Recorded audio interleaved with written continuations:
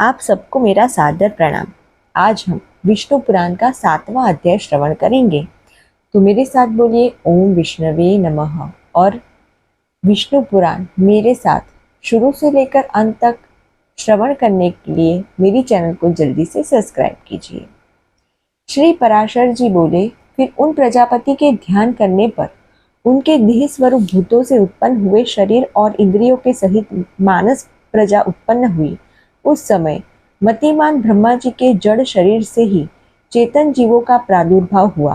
मैंने पहले जिनका वर्णन किया है, देवताओं से लेकर स्थावर पर्यंत वे सभी त्रिगुणात्मक चर और अचर जीव इसी प्रकार उत्पन्न हुए। जब महाबुद्धिमान प्रजापति की वह प्रजा पुत्र पौत्रादि कर्म से और न बढ़ी, तब उन्होंने भृगु, कुलसत्य, कुलह, कत्रु, अंगिरा, मरीच, दक्ष, अत्रि और वशिष्ठ इन अपने ही सदृश अन्य मानस पुत्रों की सृष्टि की। पुराणों में ये 9 ब्रह्मा माने गए हैं। फिर ख्याति, भूति, संभूति, क्षमा, प्रीति, सन्निधि, ऊर्जा, अनसुया तथा प्रसूति इन 9 कन्याओं को उत्पन्न कर इन्हें उन महात्माओं को तुम इनकी पत्नी हो ऐसा कहकर सौंप दिया। ब्रह्मा जी ने पहले जिन सन्नादि को उत्पन्न किया था, वे निरपेक्ष होने के कारण संतान और संसार आदि में प्रवृत्त नहीं हुए। वे सभी ज्ञान संपन्न, विरक्त और मत्स्यरादि दोषों से रहित थे। उन महात्माओं को संसार रचना से ब्रह्मा जी को त्रिलोकी को भस्म कर देने वाले महान क्रोध उत्पन्न हुआ।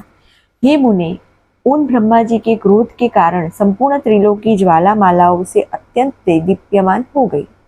उस समय उनकी टेढ़ी भ्रुकुटी और क्रोध सनपट तप्त ललाट से दोपहर के सूर्य के समान प्रकाशमान रुद्र की उत्पत्ति हुई। उसका अति प्रचंड शरीर आधा नर और आधा नारी रूप था। तब ब्रह्मा जी अपने शरीर का विभाग कर ऐसा कहकर अंतर्धान हो गए। ऐसा कहे जाने पर उस रुद्र ने अपने शरीरस्थ स्त्री और पुरुष दोनों भागों को अलग अलग कर दिया और फिर पुरुष भाग को 11 भागों में विभक्त किया तथा स्त्री भाग को भी सौम्य, क्रूर, शांत, अशांत और श्याम, गौर आदि कई रूपों में विभक्त कर दिया। तदंतर हे द्विज, अपने से उत्पन्न अपने ही स्वरूप स्वयंभू को ब्रह्मा जी ने प्रजा पालन के लिए प्रथम मनु बनाया। उन स्वयंभू मनु ने तप के कारण निष्पाप शतरूपा नाम की स्त्री को अपनी पत्नी रूप में ग्रहण किया। हे धर्मज्ञ, उन स्वयंभू मनु से शतरूपा देवी ने प्रियव्रत और उत्तानपाद नामक 2 पुत्र तथा उदार रूप और गुणों से संपन्न प्रसूति और आकुति नाम की 2 कन्याएं उत्पन्न की। उनमें से प्रसूति को दक्ष के साथ तथा आकुति को रुचि प्रजापति के साथ विवाह कर दिया। हे महाभाग, रुचि प्रजापति ने उसे ग्रहण कर लिया। तब उन दंपति के यज्ञ और दक्षिणा से ये युगल जुड़वा संतान उत्पन्न हुई। यज्ञ के दक्षिणा से 12 पुत्र हुए, जो स्वयंभू मनवंतर में याम नाम के देवता कहलाए तथा दक्ष के प्रसूति से 24 कन्याएं उत्पन्न की। मुझसे उनके शुभ नाम सुनो। श्रद्धा, लक्ष्मी, धृति, तुष्टि, मेघा, पुष्टि, क्रिया, बुद्धि, लज्जा, वपु, शांति, सिद्धि और 13वीं कीर्ति इन दक्ष कन्याओं को धर्म ने पत्नी रूप से ग्रहण किया।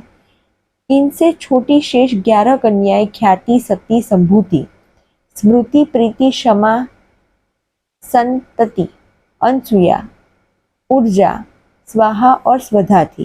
हे महामुने, इस ख्याति आदि कन्याओं को क्रमशः भृगु, शिव, मरीच, अंगिरा, कुलसत्य, कुलह, कत्रु, अत्रि, वशिष्ठ इन मुनियों तथा अग्नि और पितरों ने ग्रहण किया। श्रद्धा से काम चला यानी लक्ष्मी से दर्प, धृति से नियम, तुष्टि से संतोष और पुष्टि से लोभ की उत्पत्ति हुई तथा मेघा से श्रुत, क्रिया से दंड, नय और विनय, बुद्धि से बोध, लज्जा से विनय, वपु से उसका पुत्र व्यवसाय, शांति से क्षेम, सिद्धि से सुख और कीर्ति से यश का जन्म हुआ। यही धर्म के पुत्र है। रति ने काम से धर्म के पौत्र हर्ष को उत्पन्न किया। अधर्म की स्त्री हिंसा थी, उससे अंधृत नामक पुत्र और निकृति नाम की कन्या उत्पन्न हुई। उन दोनों से भय और नरक नाम के पुत्र तथा उनकी पत्नियां माया और वेदना नाम की कन्याएं हुई। उनमें से माया ने समस्त प्राणियों का संहार करता मृत्यु नामक पुत्र उत्पन्न किया।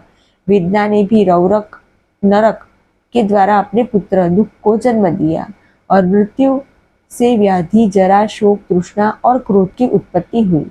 ये सब अधर्म रूप है और दुखोत्तर नाम से प्रसिद्ध है, क्योंकि इनसे परिणाम में दुख ही प्राप्त होता है।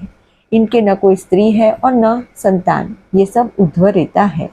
ये मुनि कुमार, ये भगवान विष्णु के बड़े भयंकर रूप है और ये ही संसार के नित्य प्रलय के कारण होते हैं। ये महाभाग दक्ष, मरीच, अत्रि और भृगु आदि प्रजापतिगण इस जगत के नित्य सर्ग के कारण है, तथा मनु और मनु के पराक्रमी सन्मार्ग परायण और शूरवीर पुत्र राजा गण इस संसार की नित्य स्थिति के कारण है। श्री मैत्रेय जी बोले, हे ब्राह्मण, आपने जो नित्य स्थिति, नित्य सर्ग, नित्य प्रलय का उल्लेख किया, सो कृपा करके मुझसे इनका स्वरूप वर्णन कीजिए। श्री पराशर जी बोले, जिनकी गति कहीं नहीं रुकती, वे अचिंत्यात्मा सर्वव्यापक भगवान मधुसूदन निरंतर इन मनु आदि रूपों से संसार की उत्पत्ति, स्थिति और नाश करते रहते हैं। ये द्विज, समस्त भूतों का 4 प्रकार का प्रलय है, नैमितिक, प्राकृतिक, आंत्यतिक और नित्य। इनमें से नैमितिक प्रलय ही ब्रह्म प्रलय है, जिसमें जगतपति ब्रह्मा जी कल्पांत में शयन करते हैं, तथा प्राकृतिक प्रलय में ब्रह्मांड प्रकृति में लीन हो जाता है। ज्ञान के द्वारा योगी का परमात्मा में लीन हो जाना आत्यंतिक प्रलय है, और रात दिन जो भूतों का क्षय होता है वही नित्य प्रलय है। प्रकृति से महतत्वादि क्रम से जो सृष्टि होती है वह प्राकृतिक सृष्टि कहलाती है, और अवानंतर प्रलय के अनंतर जो ब्रह्मा के द्वारा चराचर जगत की उत्पत्ति होती है वह दैनिंदक की सृष्टि कही जाती है। और हे मुनिश्रेष्ठ, जिसमें प्रतिदिन प्राणियों की उत्पत्ति होती रहती है, उसे पुराणार्थ में कुशल महाअनुभवों ने नित्य सृष्टि कहा है। इस प्रकार समस्त शरीर में स्थित भूत भावन भगवान विष्णु जगत की उत्पत्ति, स्थिति और प्रलय करते रहते हैं। ये मैत्रेय, सृष्टि, स्थिति और विनाश की इन वैष्णवी शक्तियों का समस्त शरीरों में समान भाव से अहर्निश संचार होता रहता है। हे ब्राह्मण, ये तीनों महती शक्तियाँ त्रिगुणमयी है, अतः जो उन तीनों गुणों का अतिक्रमण कर जाता है वह परम पद को ही प्राप्त कर लेता है, फिर जन्म मरण के चक्र में नहीं बढ़ता। इति श्री विष्णु पुराणे प्रथमंचे 7वां अध्याय संपूर्ण। ओम विष्णवे नमः। जल्दी से मेरी चैनल को सब्सक्राइब कीजिए, लाइक कीजिए और शेयर कीजिए। नमस्कार।